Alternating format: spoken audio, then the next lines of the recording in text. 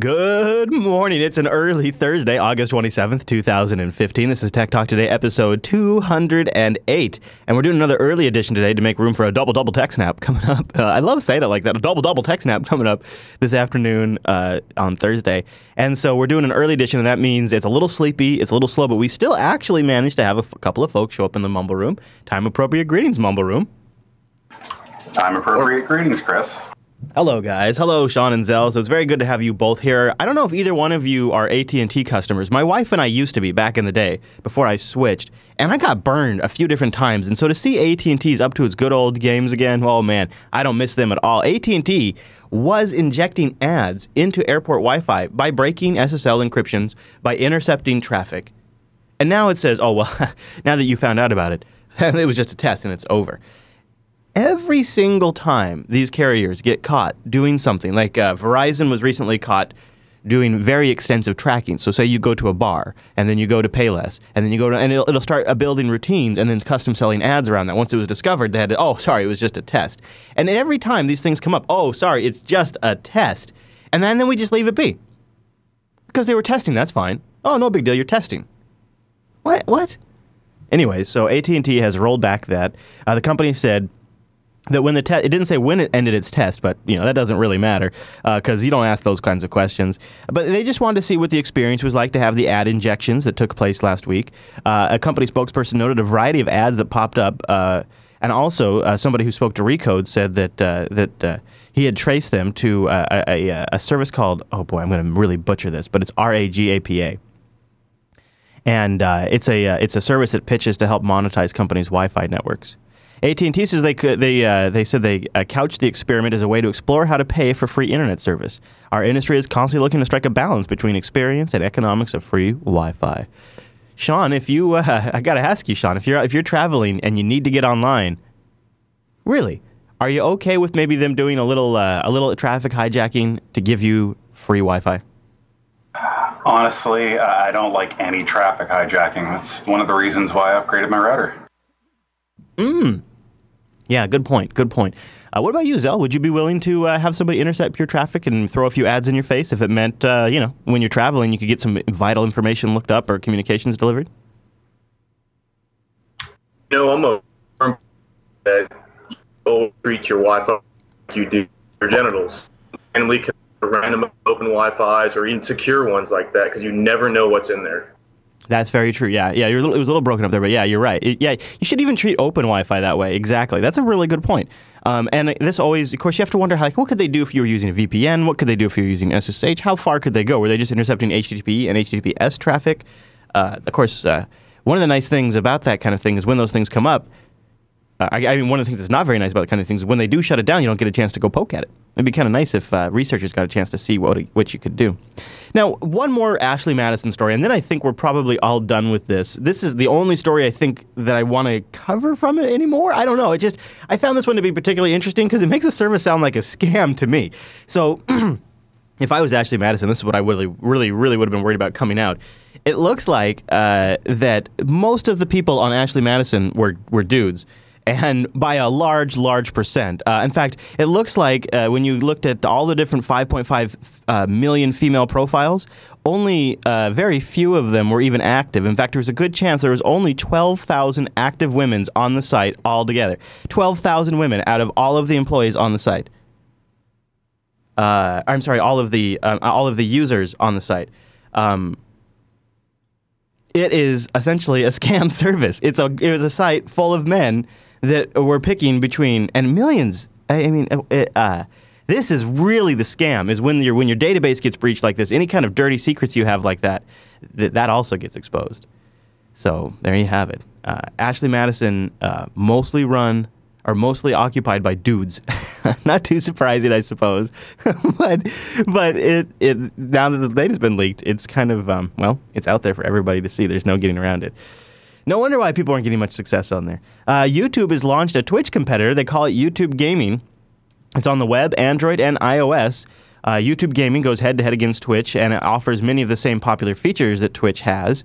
The app also, in like on Android, has games and channels where you can go look at all the different people playing the different games, just like you can on Twitch. And in the last tab, you'll find a list of featured channels divided in two. The first half features current live channels ordered by number of subscribers, while the second half features a list of offline channels ordered by subscribers as well for maybe people that just aren't online at the moment. Many popular traditional YouTube channels are now gaming channels as well, such as the Machinima channel. When you go and select a channel, you get a live video in chat. It shows up right there. The interface is very similar on the web. Of course, you're also getting things like 60 frames per second and the features that you come to expect from Twitch. Now, Amazon might have itself some serious competition here because some people are saying YouTube is providing a better live stream experience, and something that they're offering that Twitch doesn't offer is you can pause and do time shifting of the live stream. So some people are saying the streaming quality is better. Other people are saying they like the pause and resume aspect. And of course, whenever a big juggernaut like Google gets into this, if I was Amazon, I'd be a little worried. I don't know. If anybody out there does any of this game streaming, it's very fun. It's a great way to have a few people watch, and it sounds kind of silly, but it turns out I've tried it a few times, and it's a lot of fun to do, and sometimes it's a lot of fun just to watch. Anybody in the Mumble Room ever watch Twitch gameplay by chance? I bet it's not really our scene. I'm guessing. Yeah. Not really. Yeah. Just a little bit for a beta on a game when they were when a team of people were displaying it. Sure. Yeah, that makes sense. That's I'll do that too. Yeah, and sometimes as somebody who, I've tried to take a hard stand is basically if I can't get it working under Wine and they don't have a native game for Linux, I just am not playing it. The last game I broke that was with BioShock Infinite, and I played it for a little while and I felt so guilty I quit playing it and I waited till they released it, and for Linux. But Twitch has kind of helped me scratch that itch from time to time. When a new game comes out, I go watch it on Twitch for a bit. For just 15, 20 minutes. But my son and my daughters, they are way more into this. They are for Minecraft. They love watching Minecraft play. Woo! They can watch Minecraft play all day long. It's ridiculous. I won't let them. But boy, would they love to. And so having this built into the YouTube platform, for them, they're not going to Twitch, really. They're going to YouTube and watching it on demand. YouTube, to my kids, is like, we don't have cable TV. And but I imagine it's very much what cable TV was when I was a kid. It is to my parents my parents like, oh my God, you have all these channels. What do you need all these channels for? And you could never watch all that content.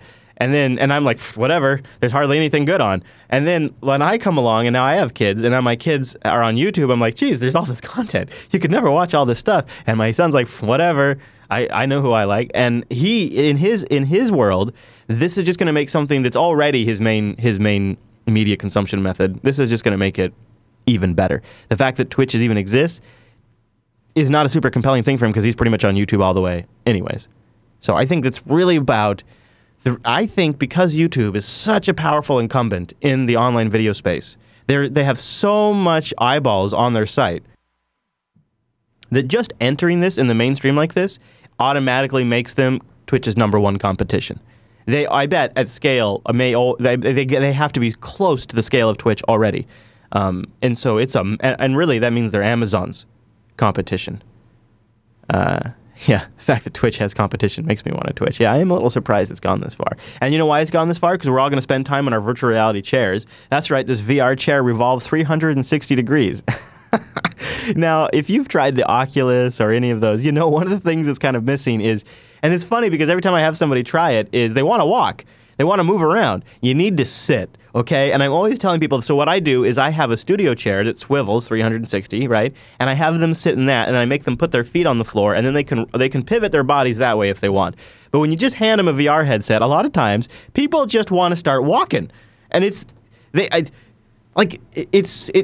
just walk into stuff, like tables and chairs, and they're falling over. And so I have to get them to sit down. And so if you could have a chair that would give you some movement, that would be particularly great. One of the coolest virtual reality demos that's on the Samsung Galaxy VR headset is a tour of the solar system, and you sit in this cool chair with these buttons and a screen, and it feels like you're in this little rocket pack with a nice chair, and you fly around the solar system. And if you could, and so one of the times I did that, I put myself in a chair with arms, so it kind of felt like I was in the same chair that I'm in the virtual reality, and it does a little something. And you combine that with a good pair of like in-ear headphones or something that closes off the outside sound, and you put that headset on and you sit yourself in a rotating chair. You better have a good time, because that's a hell of a setup. It is a lot of money to get that far. But I saw this story and I thought it was pretty great. It's a chair that can go 360 degrees. It can even go vertical too. Of course, surprise, surprise. It was designed in Japan, and Ubisoft says they're going to invest in it. The MM1 chair. I almost read that as the MMO chair, but it's the MM1 chair. And it touts built-in compatibility with the Oculus Rift.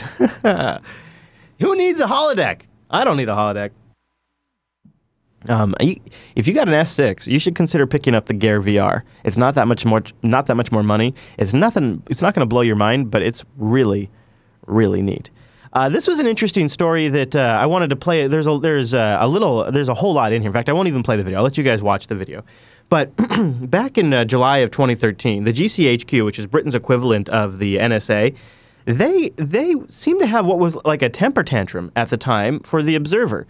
The Observer was the newspaper. The Guardian was the newspaper that had the Snowden documents, their version of the Snowden documents, on their MacBook laptops. And the GCHQ was very upset about journalists having this information, and so they paid a visit to the Guardian's offices, and they smashed the computers. Like, they went through and I don't really need to watch this 58-minute video, but he does show some pictures in here. They went through and they tore the laptops apart. And they smashed them, and then they took the motherboard off and they smashed them. And they had to prove that they wanted to prove they were totally, truly destroyed, including they took grinders to them, they took drills to them, they had to wear masks while they're destroying all of this. And it seemed a little excessive because, it wasn't the only copy of the files. It appears to be that by allowing the Guardian's editors to destroy the drives themselves and hold on to the remaining shards of the computer dust, the British government essentially revealed those policies by making it possible for people to analyze just what might have been destroyed in each part of the specific way. They're saying that by looking at how they had to be destroyed, they may have given away confidential information. They theorize that the government may have targeted parts of the Apple devices that it doesn't trust, pieces that retain bits of electronic information even when the hard drive is obliterated. I want to back up here, because one of the things that they had them specifically request that they destroyed, the GCHQ, and I remember noticing this at the time, and I thought it was very odd, they requested that the trackpad controller be destroyed. Now, further analysis has determined that MacBook trackpad controllers have about 2 megabytes of memory. In fact, there's several chips on the machine that have their own set of memory. Many controller chips. They suspect it was no random. They believe that essentially the GCHQ does not trust these components of the Apple computer. These hidden memory storage locations could theoretically be taken advantage of. Now, they don't know if it would be hackers taking advantage of it, if it would be the government itself, or if maybe the journalists would be trying to use these storage things in some weird, crazy way. Kaspersky Labs presented evidence that an organization calls itself the Equation Group, which is reportedly linked to the NSA, has developed ways to create an invisible, persistent area hidden inside a computer's hard drive that would be virtually undetectable by a computer's owner. This area would and could be used to save exfiltrated information, which could later be retrieved by the hackers. As in malware, perhaps the GCHQ was concerned that The Guardian, very well-regarded journalists, may have government-installed malware on their computer that stores indestructible information in the trackpad memory space or somewhere on the hard drive. Perhaps the GCHQ was worried that another government agency was taking advantage of these storage spots. We don't really know. Some people think the answer lies somewhere between a power play and a protocol based on real concerns of the agency. There's a quote in the Guardian, in the Intercepts article that says, "I think the GCHQ was doing a half theater and half genuine threat response here." The likelihood that the Guardian had anything hidden in the trackpad was low, but from the GCHQ's perspective, they'd hide something in the trackpad so why wouldn't anyone else? Because GCHQ could do it, maybe anyone else could too. So they think that maybe they were kind of revealing a little bit of extra information there. This is really interesting, isn't it? Mumble Room, any thoughts on this particular thing, that perhaps maybe they were revealing a little bit of information and when they had them specifically destroy the trackpad, controller, and memory? Doesn't that seem odd?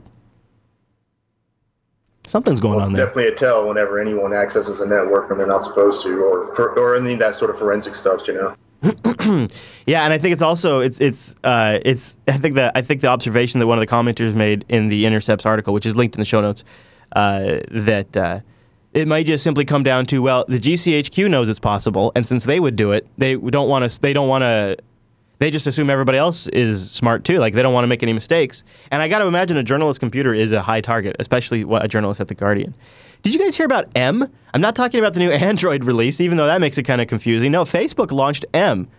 It's like its own Siri and Cortana, and one of the things it can do for you is like handle transactions and purchases and buying things. So you can ask things like, can you help me order flowers for my mom's birthday? Is there a dog-friendly beach nearby? Where's the best place to hike in the Bay Area? And Facebook M is going to answer that for you.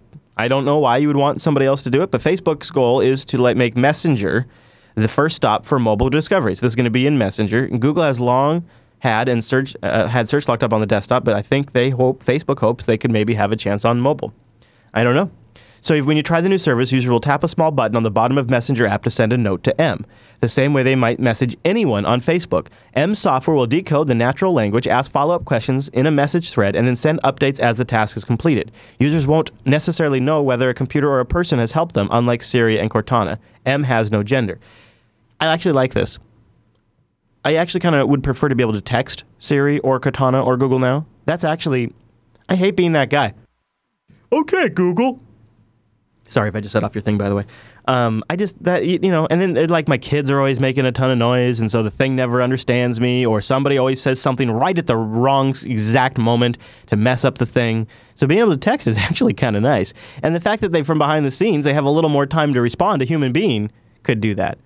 I actually think this may be a huge deal. I think that we should all make those businesses fail. Oh, well, I mean, but at least, it's negative in the freedom dimension. Well, that's true, too. I don't know. Actually, I think Facebook Messenger is actually doing remarkably well in the market. And I guess internal Facebook employees have been using M for several weeks to do things from like organizing dinner parties to tracking down unusual beverages in New Orleans. They say an engineer went to Paris for a couple of days, and his friend asked M to redecorate his desk in a French style. 24 hours later, the desk was decorated with a proper napkin, a baguette bread, and a barrette.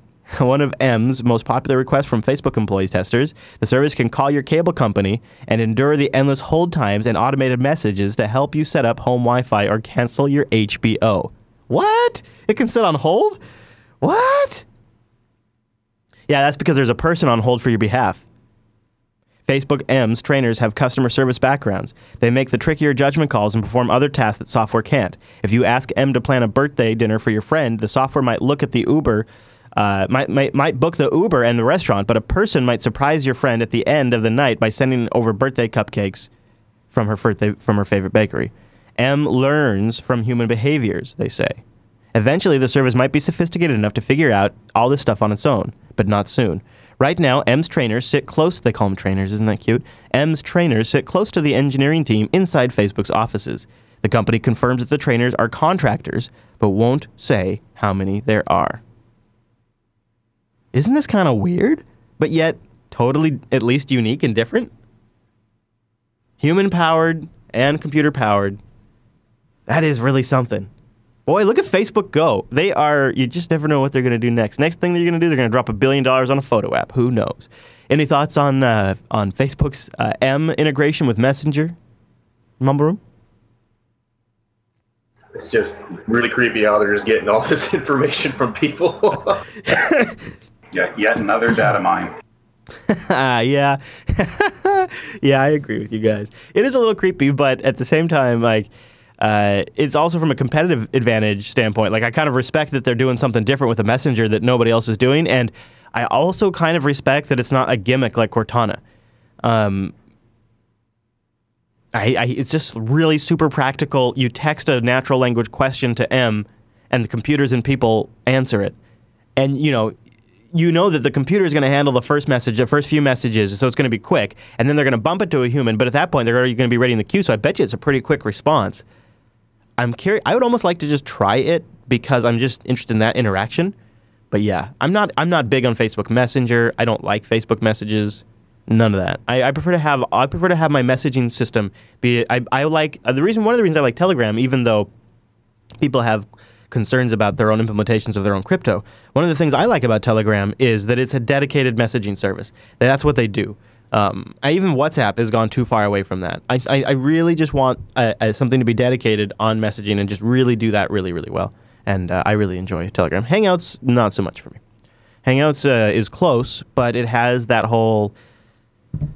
It's not Google's main gig thing, right? I mean, it's a good product, and I do use it. It's on my phones. But Telegram, that's their gig. That's what they do. That's their entire company focus. That's their entire vision. That's their dream. That's their aspirations. And I have a sense that it makes for a better product and a more focused product, and one that isn't being led around by strategy tax. Hey, something else that I'm pretty happy about. We picked up a few patrons over at Tech Talk Today, or over at Tech Talk Today's Patreon page, patreon.com/today. I think, when I do an early show, I think my mouth wakes up way before my brain wakes up, and so it just gets the words out there, and then my brain's like, hey, wait a minute, that wasn't the right thing. Patreon.com/today, that's where you go to support us. We have so many great things in the works. Some new shows that are brewing, a big Jupiter Broadcasting road trip, and we're doubling down on more content than ever. And also, we have to keep in mind that I have some surprises in the works for our patrons. I haven't been plugging it very much because I don't know exactly when it's going to land, but I intend to do. I picked up a Jupiter Broadcasting trailer. I'm going to go on the road. I'm going to do mobile shows, and I intend to record my trials and tribulations with building and setting up some of that mobile studio and posting that for our patrons over at patreon.com/today. So I just want to remind you that will be coming to you as an extra benefit to those of you who support the network over at patreon.com/today. Thanks to all of you. We have gotten so many awesome, great submissions for end of show intros. Yeah, we're still doing that for a little while because it's too cool. Intro clips at the end of the show are awesome, and so many great submissions have come into the show. I'm going to just pick a couple more to play from. I mean, maybe... Well, I'll tell you what. I'll leave the submissions open for next week, because I don't know if we're going to do another show this week, because we got double TechSnap today, and then I got a bunch of stuff going on tomorrow morning with the trailer and the Linux Action Show. So I don't think we're going to have a Tech Talk tomorrow. So I'll keep submissions going for a while since we haven't been regular, and that drives me crazy. But it is crazy, crazy busy these days. So keep up to date on when the show's going to be live and posted over at jupiterbroadcasting.com/calendar, and keep submitting your intros, techtalktoday.reddit.com. Also stories and discussion welcome there. And we'll keep doing these for a little bit since I haven't been able to be super regular and burn through them as fast as I want. This one actually was a little bit before my time, but the reruns were still going well into my late childhood. So I know many of you are probably very familiar with this next one. And if you're not familiar with it, well, it represents a more innocent time when America in the 60s looked ahead and thought the future was going to be something much more fantastical.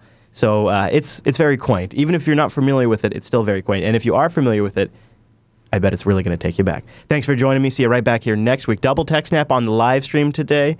Live Linux Action Show on Friday. And keep your eye out. We're going to try to fit the faux show in somewhere if we can. It's difficult with the crazy schedule and then also scheduling childcare. But if we can make it work, we are going to try to shoot a faux as well. So just check the calendar, jupiterbroadcasting.com/calendar. All right, thanks for joining me. See you back here next week.